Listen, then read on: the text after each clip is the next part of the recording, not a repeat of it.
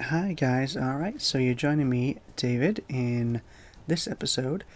Today I'm just going to be making a video just overlapping and going through some of the best tips and tricks that I found while making and maintaining a very profitable store in Fallout 76. Essentially, in this video I'm just going to go through some of the main things that I found that a lot of stores tend to lack, which when I've been doing it, I've been essentially making a lot of profit from. So I'm just going to go straight into it. Essentially, the first point that you got to make sure that you get into your stores, because you're making a total of 4 stalls in total with the shop. You want to essentially arrange everything so you have.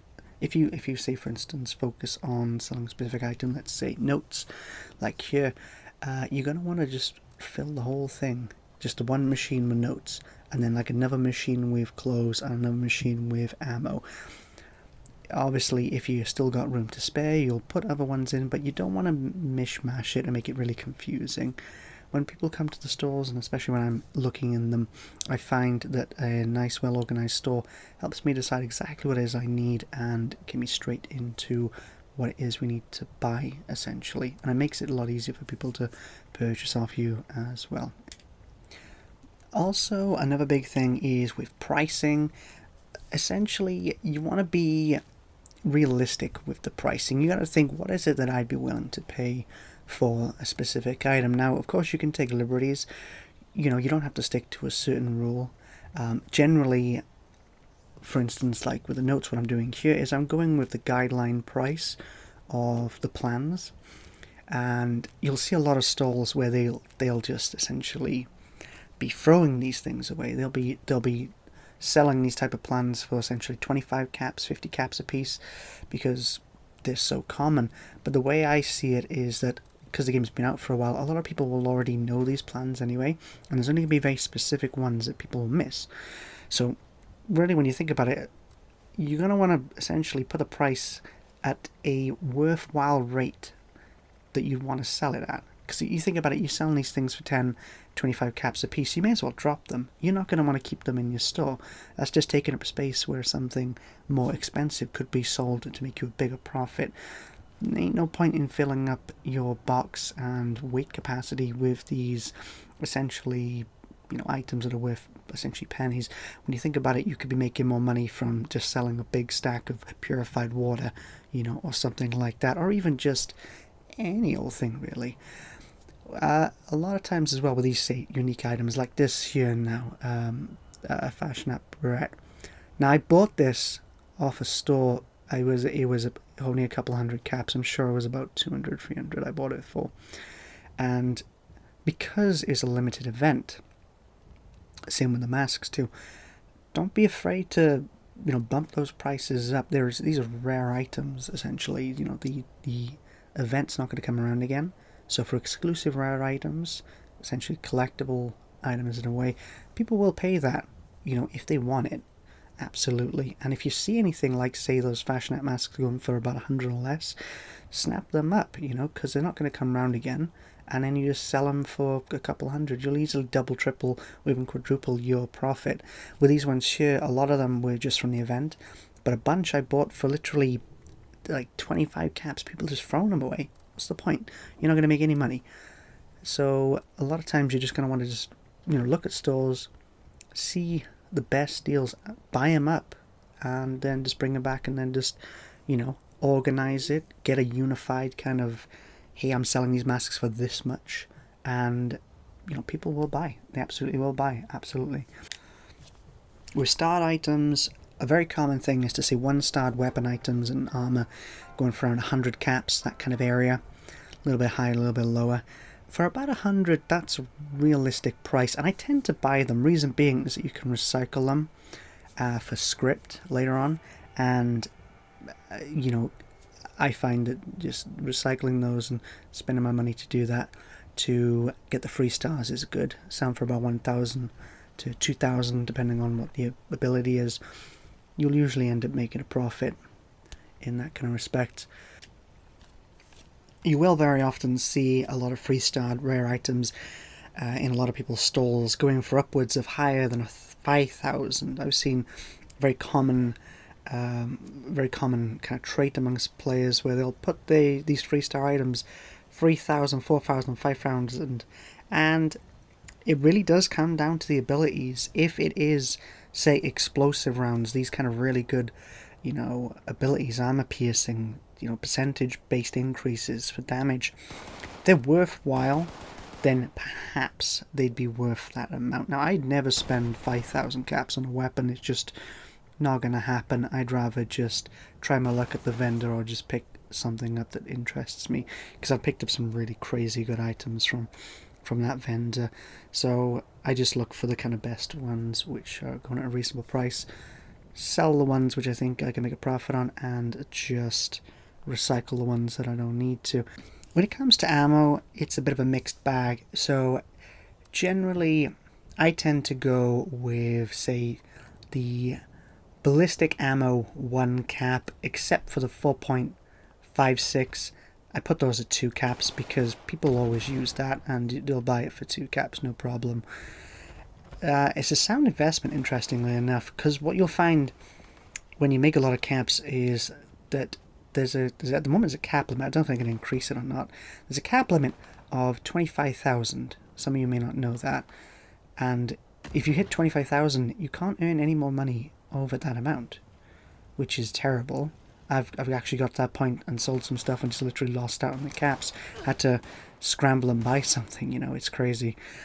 So ammo is a nice, essentially, currency which you can invest in. Kind of like, say, I don't know, like exchange rates, There's a tax to it when you buy them and selling them, so you're not making 100% conversion when it comes down to it. But generally, if you're seeing these ammos going in people's vendors for about a cap or at a reasonable rate, you may want to buy them up, invest in, some perks which make ammo way less, and that way then it's a sound way of maintaining higher overall value in your stash box above and beyond 25,000. Another important thing as well is inventory management. This accounts for your character as well as your stash box. Now, one important thing you want to kind of keep an eye on is certain misc items. A main one which people tend to overlook is things like gunpowder.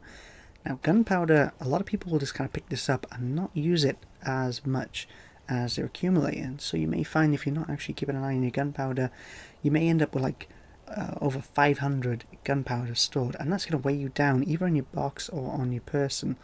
At the very most, at any given situation, you're only going to really need about 100 gunpowder on you or in your box at any given time, honestly. If you badly need it, people will be selling it. It's just a lot of weight that you're essentially wasting, which you could be using to store other things. If you got more than 100 gunpowder, either sell it or get rid of it. Honestly, you don't need that extra baggage. Also, when it comes down to it, always make sure that your stores are stocked to the fullest amount. You got 30 spaces in each box. That gives you 120 spaces in total. You can sell a lot of items all in one go and turn your essentially base into a hub. You want to have it so that when you're overlooking your camp, that almost all, if not all, of the item points are lit up. So there's no kind of dark areas, or at least very few. And make sure those numbers are high too as well. Don't just fill it up with junk. If people go there and you got 30 weapons stocked up and they're all standards which you're selling for essentially 20 caps a piece, there's no point in that. You're really just wasting everyone's time. Just don't even build that many. Just make it efficient and fill it up as much as you can. When it comes down to it, really, there isn't any right or wrong way to do it, but it just takes a bit of organizing and, work with what's manageable. If you just want to use the one machine with 30 items and just go from that, that's totally fine. This base here, for instance, I went to, just had 2 machines. That's perfectly fine. You could easily fit more in, but this is what, he finds more manageable, and it's a lot more efficient too. When it comes to location, you want a good central area, essentially White Springs area, the first part of the map which you see when you open it up on the Pip-Boy. Reason being, it's going to be the first thing that people see. It's a lot easier to see as well, and I always recommend try and get it for places which are either close to hubs which people want to go to, things like train stations or locations of high traffic, or areas which are kind of on their own away from any other locations, so they just really stands out. Another good tip as well is to try and keep it outside of the nuclear blast zones of White Springs. People tend to always have a central hit on White Springs whenever they're farming, and if your base is within that, you're going to want to be leaving the server then at that point. Try to find a nice outside point, like for instance where my base is, where it's central but just outside of that point, so that if indeed a nuke does go off, it's unlikely that it's going to be caught in the blast zone. You don't want to put it in the gardens because it will get hit.